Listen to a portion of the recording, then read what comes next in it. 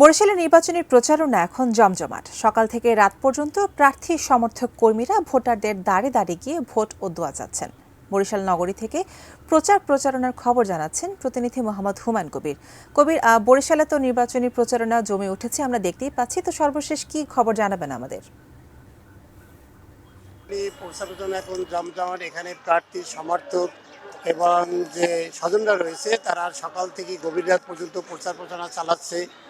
আমি এখন রয়েছি বরিশাল সদর ৫ আসনের সদরে রয়েছি। এখানে আমি দেখানোর চেষ্টা করছি, আমার পিছনে ওলামা দলের নেতৃবৃন্দ রয়েছে এবং তারা প্রচারণা ইতিমধ্যে নেমে গেছে। তারা সদর সহ বিভিন্ন এলাকায় তারা প্রচারণা চালাচ্ছে এবং সকালে বরিশাল সদর আসনের যে বিএনপি মনোনীত প্রার্থী অ্যাডভোকেট মজিদুর সরোয়ার তার বাসভবনে বিভিন্ন বিভিন্ন স্তরের মানুষের সাথে মত বিনিময় করছে এবং একই আসনে চরমোনাই যে পীরের ভাই ইসলামী আন্দোলনের নায়েবে আমির মুফতি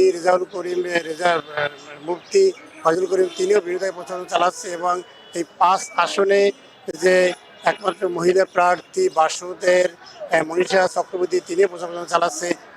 আমি এখন এখানে একজন ভোটারের সাথে কথা বলবো। এবার নির্বাচনে আপনারা কেমন ভোটার চাচ্ছেন, কোন ধরনের প্রার্থীকে আপনারা ভোট দেবেন?